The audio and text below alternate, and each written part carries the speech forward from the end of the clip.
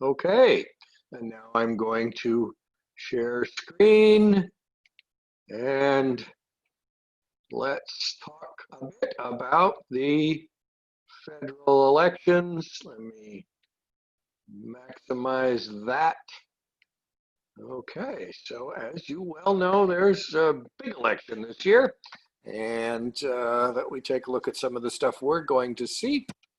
So the presidency, of course. So first of all, a couple of candidates in the Democratic process since we last talked, who I highlight them because I knew so many people who were so ardently passionate about these Democratic candidates, and I wanted to talk a little bit about why I think they did not win the nomination. So my guy Bernie Sanders here.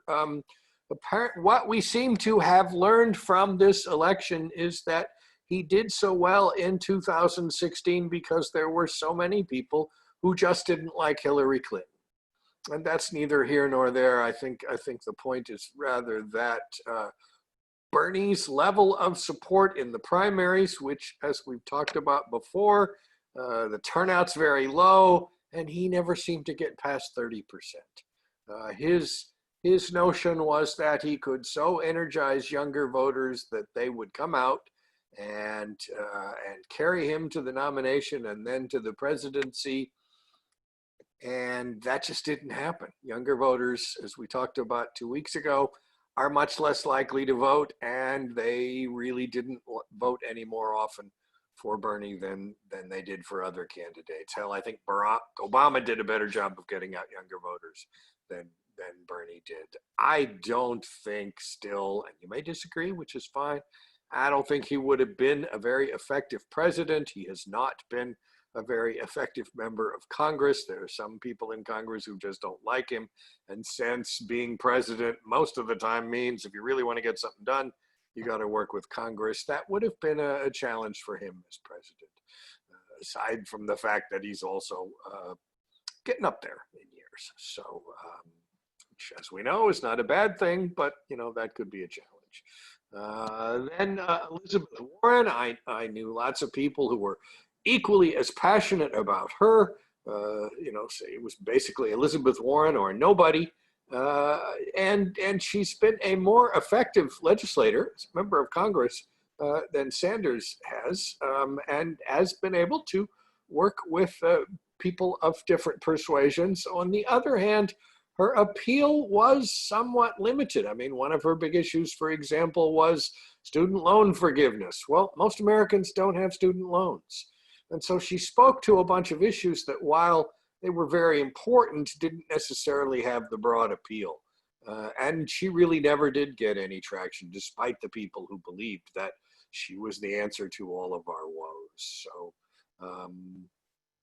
and unlikely, I think, also to be Biden's vice presidential running mate. So, which brings us to this gentleman who's having a bad spring. And now it's turning into a bad summer.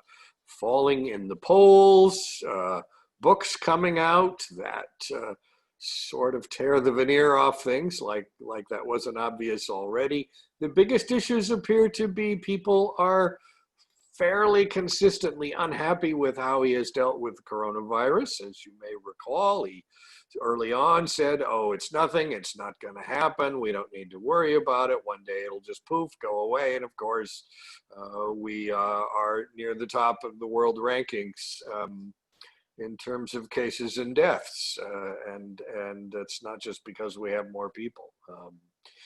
It's not a pretty picture, as you may well be aware. So the other issue about which people are unhappy with the president is his handling of the racial questions that are being raised across the country, the way African Americans are treated, questions of the role of the police. And as many people have pointed out, when you have moments like this, what you expect from the president is that he will show compassion and leadership and, try to rally people together. And he's done anything but that. And then, of course, last week he had his campaign rally in Tulsa. He predicted that they would have to fill up. They would fill up this 20,000 seat arena and fill up the 40,000 seat arena next door. Tulsa Fire Department said there were about 6,000 people there. And all the pictures showed lots and lots of empty seats. So, and then of course he had it in Tulsa, the scene of a great racial crime 100 years ago when the Black Wall Street was basically burned down by angry white people. And he almost had it on Juneteenth, celebrating the end of slavery. In 1865, he moved it to June 20th, but he has pretty much a wooden ear for these kinds of things, and that's beginning to tell with voters, at least in the way they're responding with polls now. His opponent, now we know, is Joe Biden, and lots of people say they're just, he's not all that inspiring. The biggest thing he has going for him, I think, is that he's not Donald Trump, right? He appears to have a shred of compassion for other human beings. It's not all about him. He does say the wrong thing often as not. He's human. It'll be interesting to see how they campaign. But he's likely, I think, to pick a woman of color as his running mate. And now, ladies and gentlemen, our first dog timeout of the meeting. So if you will hang with me for a minute.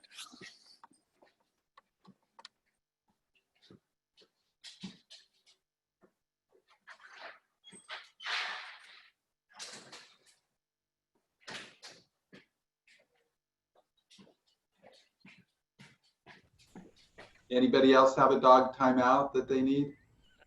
Hi, Doug. And in a moment, I'll have to let him back in. In dog years, he's like 95, so he gets what he wants.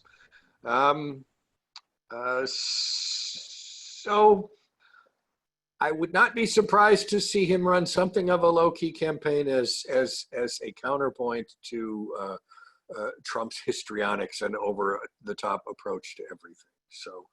So what do the numbers look like? Here we can see what the election was like in 2016. So this is congressional districts, and the blue areas are places where Clinton won and the Democratic candidate for Congress won.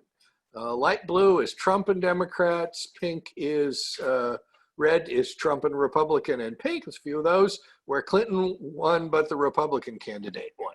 Okay. Dog times 2.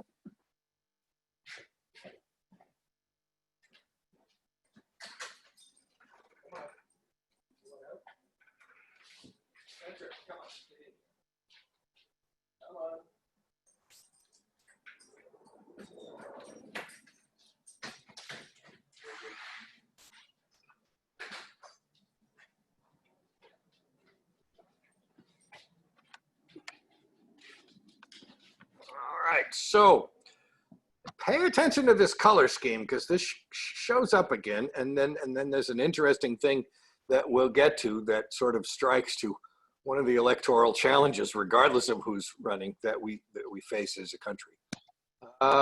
Presidential vote by county, once again, fairly similar sorts of patterns. The coast, the Northeast, and areas with lots of population.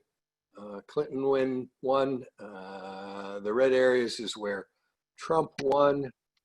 Presidential vote by congressional district, so ignoring other congressional candidates did. Once again, a very similar sort of pattern here. Now, this I found interesting. I just stumbled across this. If the election had just been either conducted by men or by women. So on the left here, we have, if only men had voted, Trump wins by a lot. And on the right, if only women had voted, Clinton wins in a landslide. So I thought that was quite interesting. Of course, that's not what happens. Now, this map tells us where population is rising and where it is decreasing. So the darker the blue, the more population gains over the last decade, and the darker the red, the bigger the losses. So here again, we see the pattern that's not greatly different from the pattern we saw in voting. Rural areas are continuing to vote for Republicans. More urban areas are continuing to vote for Democrats. And this is the map that I think really tells the story. Half of the US population lives in these counties. I mean, that's a huge gap. That's just an enormous gap.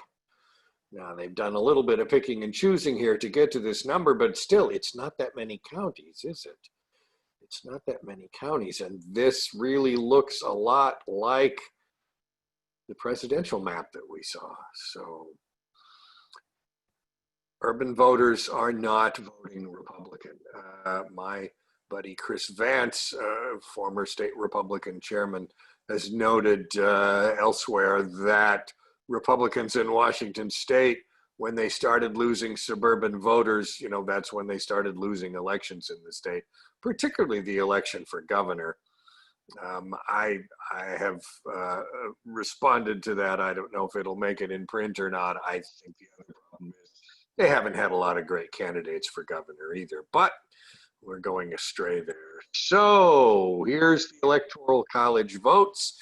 Every state gets electoral votes equal to the size of its total congressional delegation. So states that are so small that they only have one House district, they get 3 votes. If you have more House districts, you get more votes. Washington gets the most electoral votes in the West outside of California. We're still fairly middle of the pack in terms of which way the election is going. And the state votes Democrat consistently enough that Washington's hardly ever in play when it comes to the election. So there are a handful of sort of battleground states: Florida, Pennsylvania, Ohio, North Carolina, Minnesota, Wisconsin, Michigan. These are the places where ultimately the election is often decided because the other states tend to vote fairly consistently one way or another. Maine and Nebraska vote. They've award some of their delegates based on congressional districts. So they don't have a lot of congressional districts. They tend to be fairly Republican, although that's not entirely true of Maine. So it hasn't made that much difference. There's certainly some push in some places to change that. Republicans, for example, would love to see that happen in California because they'd pick up a few seats. They'd pick up a few electoral votes there. I don't see that changing anytime soon. All right, so here's the 2012 actual electoral vote when Barack Obama was reelected. And these are the states that, typically speaking, Democrats need to win this election. So they're not picking up the South or the Midwest or the Mountain States, but they picked up all of the Northeast, the Upper Midwest, the West Coast, and Florida. So this is what changed in 2016. So Trump was able to pick off Iowa, Wisconsin, Michigan, Ohio, Pennsylvania, and Florida, and that gave him the election. Now, you recall, Hillary Clinton got 3 million more votes than Donald Trump did in the popular vote. So apparently, if you changed about 75,000 votes in 3 of those states, Hillary Clinton is running for re-election today. So it was a very, very close election. Now, this is what it looked like a month or so ago. You see that there's a big undecided vote there in the middle. The states that we just talked about are largely toss-ups. So if we just look at that, the Republicans have to win a bunch of those in order to hang on to the presidency. The Democrats would simply need to take, let's see, if they took Wisconsin, Michigan, Pennsylvania, and one of the other 3 states, Joe Biden wins. So, but here's how things are changing. If we go based on what things look like now, Republicans could win, Democrats could win by a lot. And what that means for Democrats is that they would probably then also pick up more congressional seats and also pick up state legislative seats in the states where Democrat turnout was higher because people were going either to vote for Biden or against Trump. So it could. Now, I saw something else today that said if you just tweak things a certain way, it comes out to a 269 tie. Don't know if that will happen or not. I don't think it will, but knock on my wooden head. I don't think that would help anything. Then the election goes to the House. The Democrats have the majority in the House. Joe Biden wins. Wouldn't be popular in some circles, but that is the law. Wouldn't be surprised to see the Democrats pick up Arizona. Think they will reclaim the upper Midwest. Interesting that Georgia is in play. That's a state that traditionally votes Republican. So North Carolina, they might very well pick off. Here we go. If we just sort of look at the way things seem to be pointed right now, setting aside which is strongly Democrat or strongly Republican or which way it's leaning, we get a very similar result, a fairly solid Democrat victory. Okay. Congress has some interesting stuff here. Washington's congressional districts, you're probably familiar with. We have 10. Some of the seats are contested. Some of them are not meaningfully contested. I don't know that one race will depend on the primary, but we'll see. If anything, we might get one extra Democrat out of this, and I'll talk about that in a minute. So, Senate seats. Now, this is an important thing. Who has control of the Senate? You have, even if Trump got reelected, if the Democrats took over the Senate, they could keep him from doing any number of things. They could probably also impeach him and remove him from office. So, but it's likely to be very close. Now, to the Democrats' advantage, the Republicans have to defend more seats.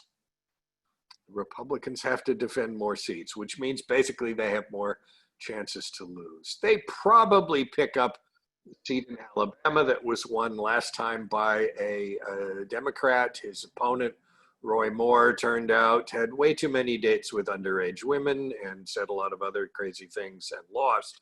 I think that Republicans will have a more solid candidate this time. I think, however, that there's some chance Republican Susan Collins in Maine will lose, but who knows? I mean, the poll data is not in her favor, but she has not looked good through all of this. She's taken a number of questionable votes.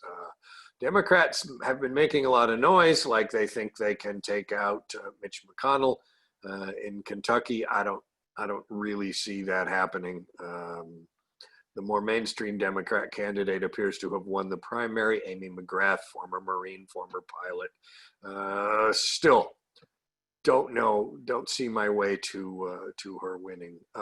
Colorado, on the other hand, I think the Democrats might pick up. If we look at, so here are the seats that are sort of up in the air. Arizona, Colorado, North Carolina, Maine. If the Democrats win all of those, you could end up with a 50-50 split in the Senate. You would have co-Senate majority leaders. If one of them is Mitch McConnell, still nothing will get done. That guy is, I'm sorry, I think he's just an impediment to good government.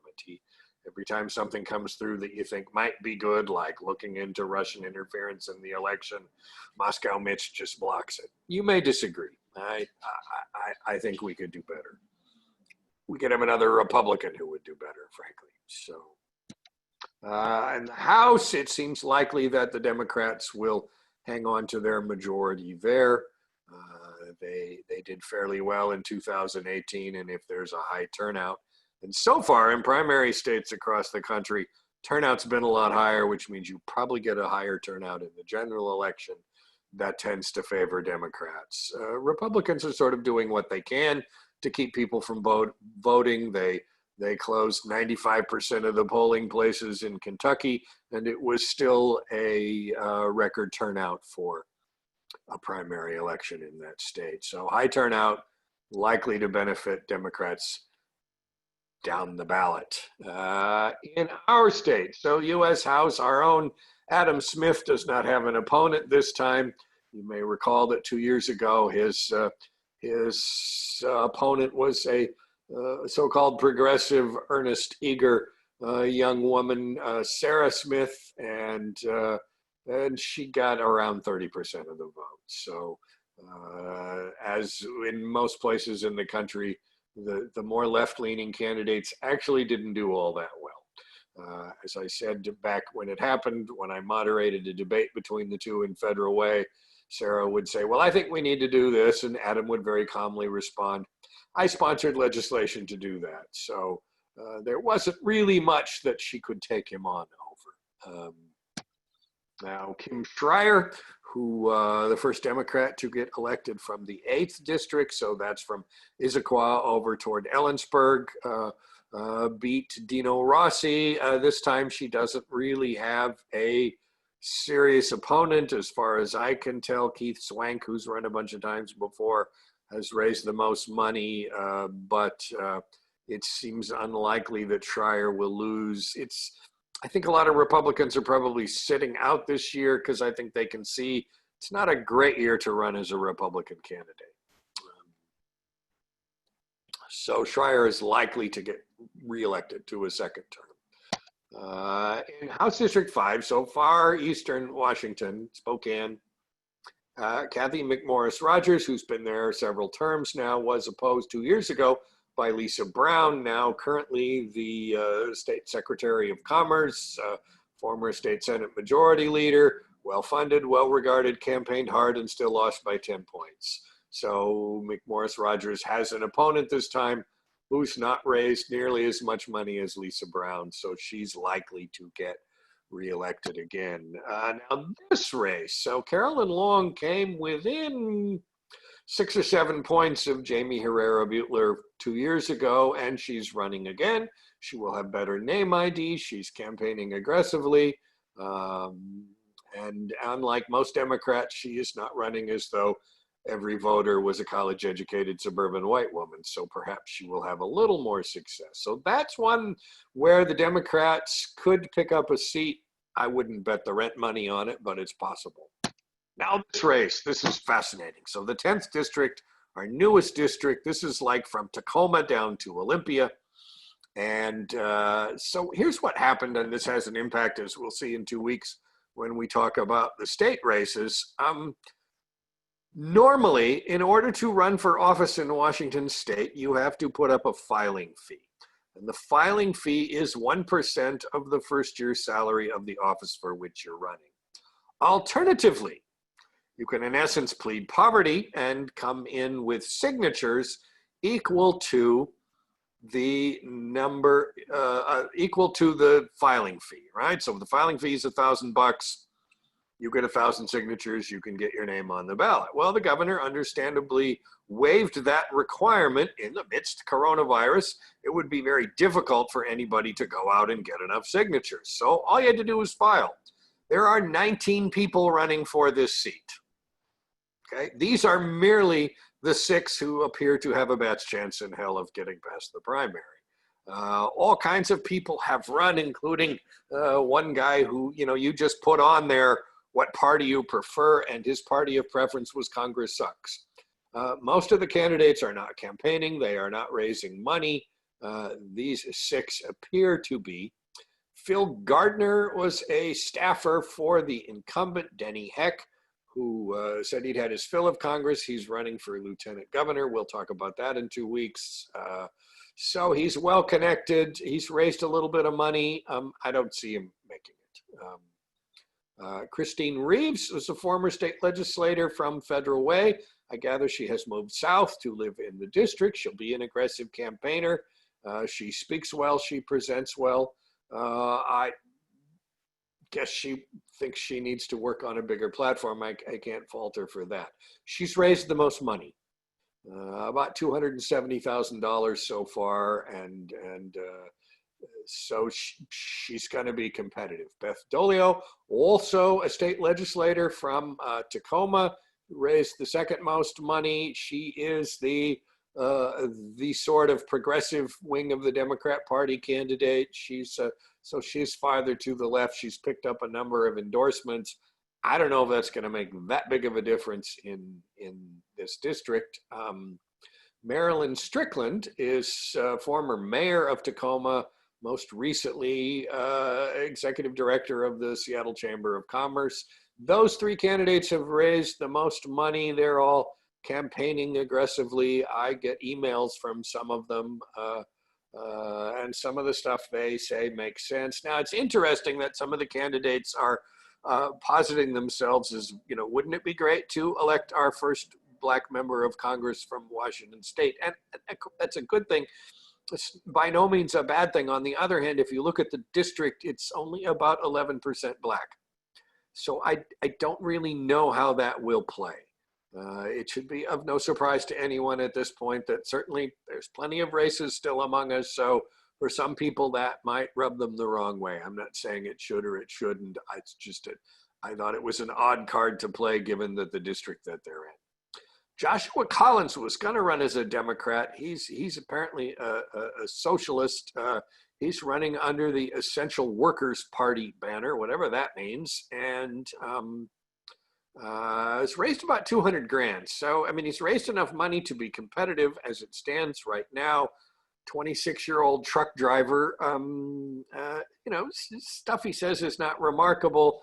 If he's working full time, I'm finding it hard to believe he'll have enough time to campaign to make progress, but apparently he's got some support. I mean, if he can raise that much money, there are people there who want to see him get elected. I'm going to guess that between Reeves and Dolio and Strickland, out of those three are the people who will end up qualifying for the general election. And in about another month or so, we'll know, because the primary's first Tuesday in August.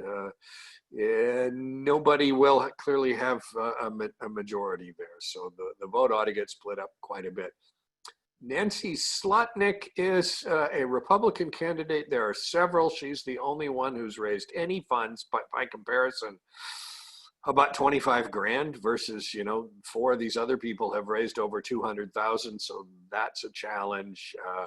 She ran as an independent in this district 2 years ago and got 4% of the vote.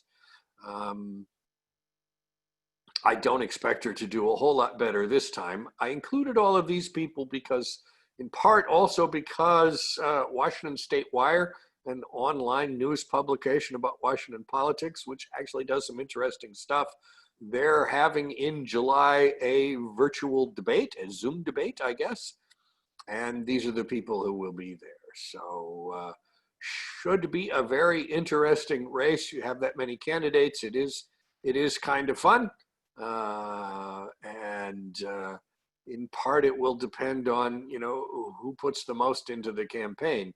Clearly, several of them have enough resources. Now it's kind of like, what do you do to capture the voters' attention when there are so many names on the ballot? So that's where we're at. So now, let me stop sharing here. And you, I hope, will have some questions. So you'll have to unmute yourselves. If you have a question, I'll do my best. Yes, Suzanne there. You'll have to unmute. There you go. You mentioned that you believe Joe Biden will indeed choose a minority woman candidate for vice president. Do you predict who? Oh, he said that he will. Apparently this is a done deal. And I've seen lots of names. Kamala Harris, who was a presidential candidate, Susan Rice, who was like a national security advisor, So there's a number of people there. This is sort of the challenge that Biden faces. I meant to say this. No matter what he does, there will be people criticizing him for whatever it is that he's done and said. Your typical Democrat campaign anymore tends to resemble a circular firing squad. It just, as I keep saying, don't let the perfect be the enemy of the good here, right? This is a better choice than, if you think this is a better choice than Donald Trump, this is your real option here, So I can't predict who he will pick. I'm kind of leading towards Kamala Harris. The rap on her is that she was a prosecutor and perhaps a bit too tough on crime. So that's an issue. Be that as it may, she seems plenty smart enough. I mean, one thing you should think about, 78-year-old candidate for president here, who the vice president is a fairly serious issue because that person may very well end up stepping in. So yeah, there's a group of people who want to see Stacey Abrams. She was a candidate for governor in Georgia a couple of years back, might very well have won, very close election. But, the sum total of her political experiences, she was House Minority Leader in the Georgia State Assembly. Well, that's an important job, but that's hardly sort of, we're going to jump right from there to becoming president of the United States. So while somebody like that, I think, yeah, that's a rising light. I would prefer to see somebody with more experience there. So I'm going to guess it's somebody with a higher profile. Research shows that there's no point in picking somebody, from like a key state or something, hoping that, because that doesn't apparently win you that many votes. The thing that seems to make the most difference is to pick somebody who balances the ticket, which is to say, so if we pick somebody who's not Joe Biden, right? Somebody who brings something different to the pairing, that provides the candidate with the biggest oomph they can hope to get. So that makes somebody like Kamala Harris. It's not a bad choice, but I don't really know. I'd be guessing. Thank you. Yeah, good question. Yes.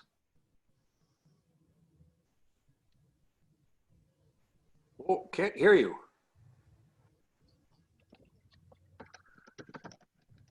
That's not unmuted herself.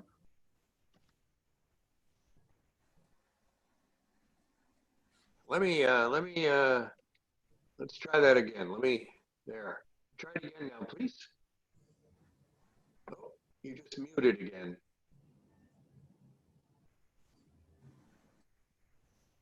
Try it now. Still no volume. I'm so sorry.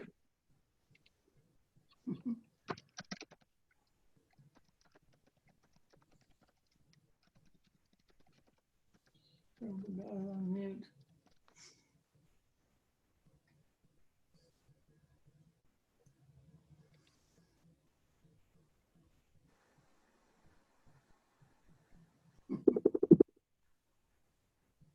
Keep going.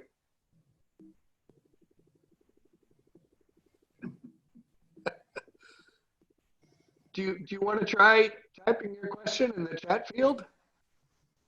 I didn't hear you. Oh, you can't hear me either. Are you sure your volume's not turned down? No, I can hear you now. Oh, great. Okay, I can almost hear you too. So please try your question. I'm so sorry. I'm sorry. Can any other candidate come into the Democratic race at this point? No. All the other candidates have withdrawn from the race, have conceded to Mr. Biden. If something awful were to happen, they still have a convention. So, I mean, they could conceivably choose somebody there, but it would take something unexpected involving Joe Biden for them to choose somebody else at this point. So he's the heir apparent at the moment. We never heard the question, Tim. Okay, so the question was, could any other Democratic candidate come in at this point? And the answer is basically no. Other questions? Joe? Yes, Tim.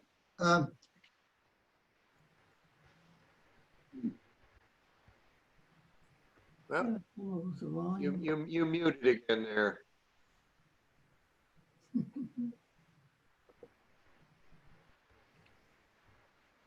Let's see here. I don't know why you're all going blank on me there. You have to unmute yourself again there, Joe. Okay, sorry. I thought I was unmuted. Yeah, you're good now. Besides the healthcare, what do you think the primary Who is that? area is going to be for the presidential contenders to vote, Oh, what is this? campaign on? Yeah, well, obviously coronavirus is one. Race is number two. Ones that also could come up, always, of course, the economy. Arguments could be made one way or the other on foreign policy, on trade. If the Democrats are smart, I think they would spend, and I don't know that they will, spend some time hammering home how a number of the president's decisions have hurt ordinary Americans, economically speaking, such as his self-manufactured trade war with China, the fact that the tax cuts just made wealthy people wealthier, didn't trickle down to ordinary Americans. So there's a number of things the Democrats could attack him on there. They, for whatever reason, have historically, except for Bill Clinton, had a hard time sort of drilling down to those pocketbook issues that I tend to think have a bigger impact with voters than is sometimes warranted. So those would be the things that I would expect to hear about. Does that answer your question? Yes. Good. All right. Who shall be next? And you may have to unmute yourself. So. What about the issues around the judiciary? Issues around the judiciary. Well, that's a very serious and important issue. What did I see today that the Senate has approved Trump's 200th judicial nominations? So this presidency will have a big impact on the courts for some time to come. So a new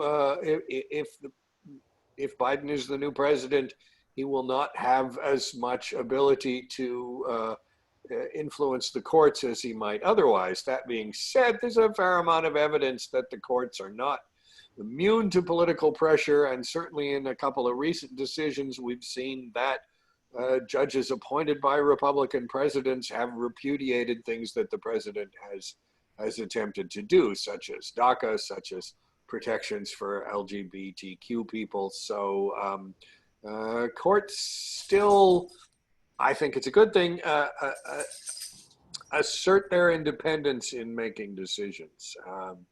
That being said, on the other hand, we had the DC Appeals Court agreed that charges against Michael Flynn should be thrown out because the Justice Department said that they no longer wish to pursue the case, even though he pleaded guilty. And it was a couple of Republican appointees who voted to say, "Yep, that horse is out of the barn. That case is over," which is unheard of, frankly. So that will pose, depending on your point of view, that's some comfort going forward. It poses some challenges going forward. So good question. Other questions? How about immigration? Immigration. It's a strange issue because, as I understand it, by and large, there's a fairly broad consensus that something should be done to address issues involving immigration, but it's not necessarily, sort of demonizing immigrants. In a nation of immigrants, I can't quite wrap my head around talking about other people that way. So Trump, I would be surprised if he doesn't try to make that an issue again. It would be also surprising if the Democrats don't respond by showing pictures of children in cages in rags near the border. Another dog timeout, if you will forgive me.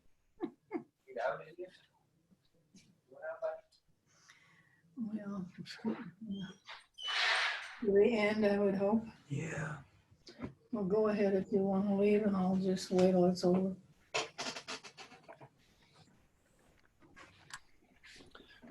The other thing there that the Democrats could make hay on is Trump's wall. They apparently finished just recently the 3rd mile of it. He said 200 miles, but apparently the existing 197 were already there. It's been great sport. He said it was impassable. Kids apparently take turns trying to see who can get over it in under 30 seconds, and people keep cutting holes in it. And it's a lot of money for really not much reward. So Democrats may be able to make hay on that particular issue. So other questions? Yes. Can Attorney General Barr be disbarred? Can Attorney General Barr be disbarred? Well, disbarment is generally a state level thing. I'm not an expert on that. He could be impeached. I mean, if it's found that he's high crimes and misdemeanors, as they say, it is possible to impeach any federal official, including judges. But that, of course, would depend on the Democrats having a fairly solid majority, 2/3, so 67 seats in the Senate, and that seems unlikely that they'd get that many. So yeah, if President Trump gets reelected and he keeps Barr, he would be in office still. Do you think the life appointment for Supreme Court judges will ever change? Life appointment to Supreme Court for all federal judges except for bankruptcy court judges who get appointed to 14-year terms. I met a bankruptcy court judge once. He couldn't tell me why that was either.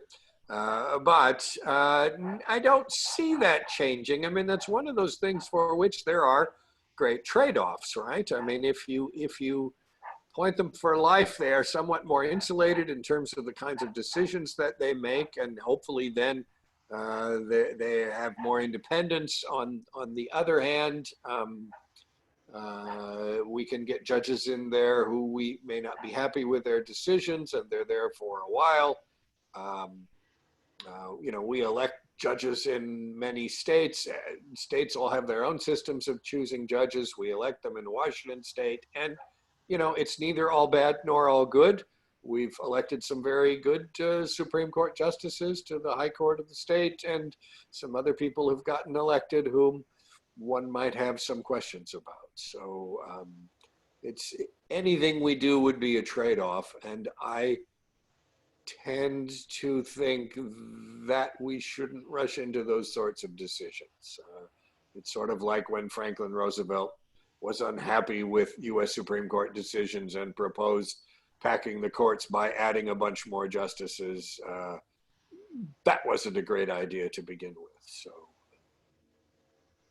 and the decisions he was unhappy with, even his allies had abandoned him. So the notion that somehow these 9 old men, as they were referred to, were holding back progress is at least debatable. So whatever we can say about the Supreme Court, I think we'll survive that. Tim, Yes. Shirley, where can we get the best information when we're voting for judges?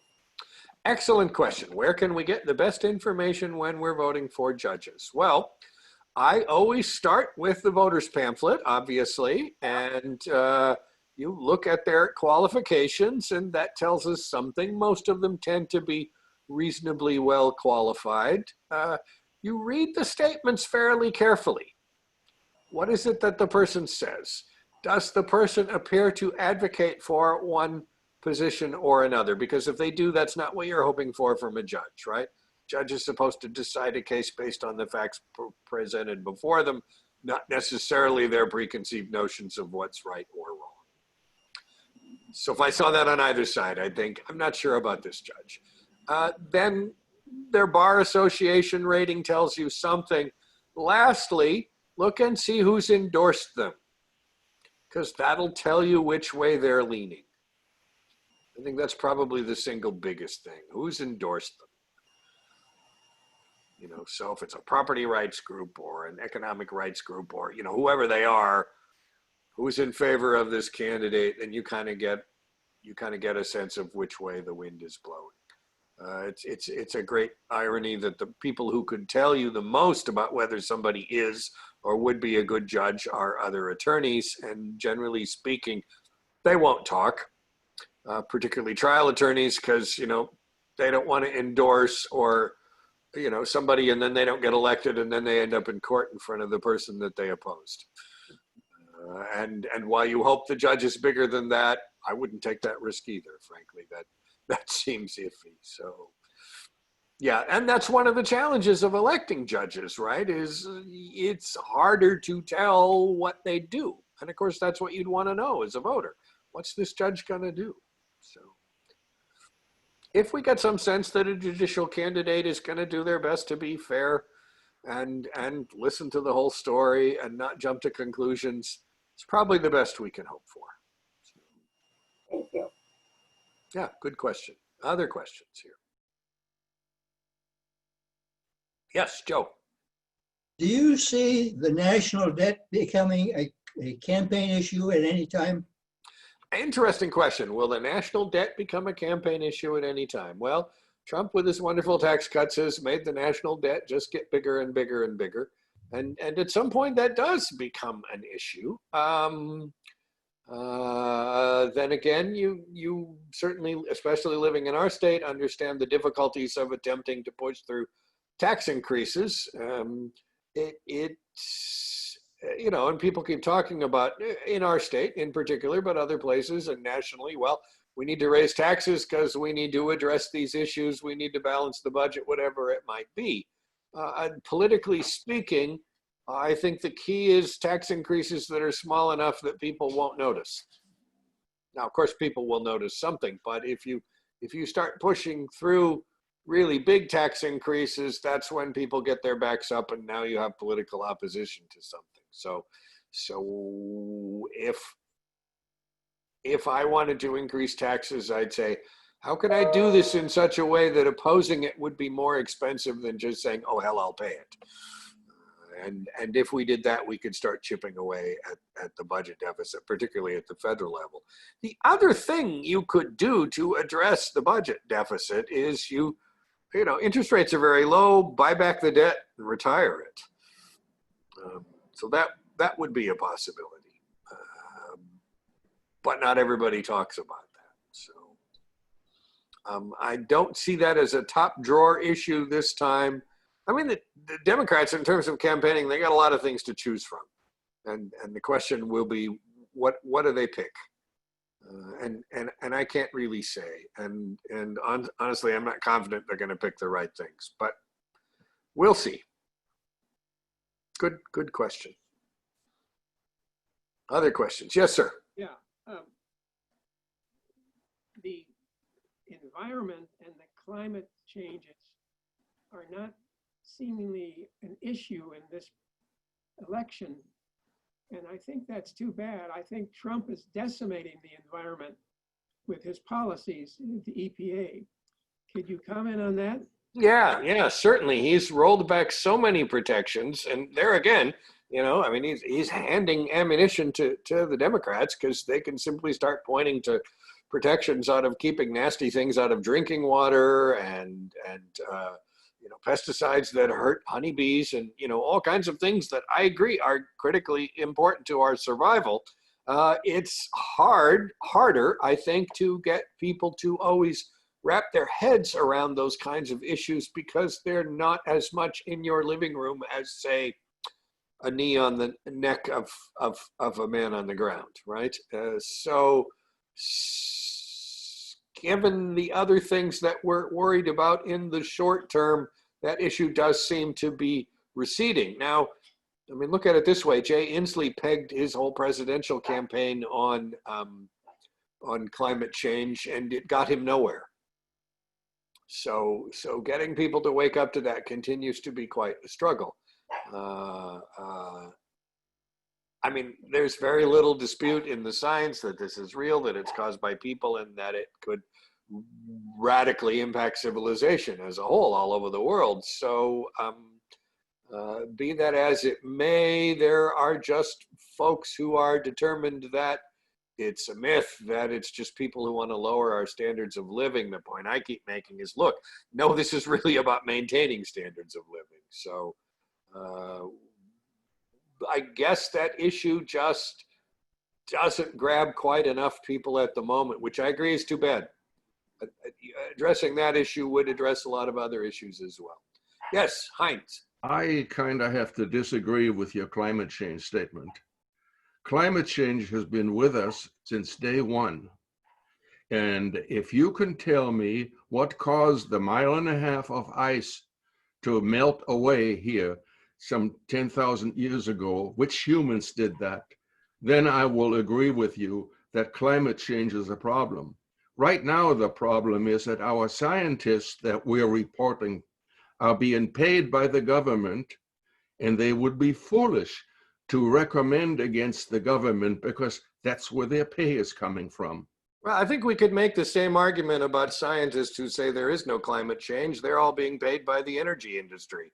That's not true. There is climate change. It is true. Nobody is saying there is no climate change. There is climate change. Well, 97% of the scientists agree that it appears to be caused by human activity. They have ice cores extending for hundreds of thousands of years from Greenland, and they measure the air and the air bubbles at the bottom there. Right. And nowhere in in that past have we found as much carbon dioxide in the atmosphere as we find now. That's not true. It is true. We used to have carbon dioxide atmosphere significantly higher 100,000 years ago. No, we didn't. Hundreds of millions of years ago, maybe. 100,000 years ago, no. That's simply not true. Okay. I'm sorry. We just have to agree to disagree on that. But I don't think the science is on your side. But I understand your position. Other questions? Yes. Do you think the racial tensions that are occurring now and the young voters who were for Bernie, I'm sorry, can you say that again? do you think the racial tensions that are occurring now and the young voters who were for Bernie Sanders will actually vote in this next election? Let me think about that for a minute. I'm going to let a dog back in.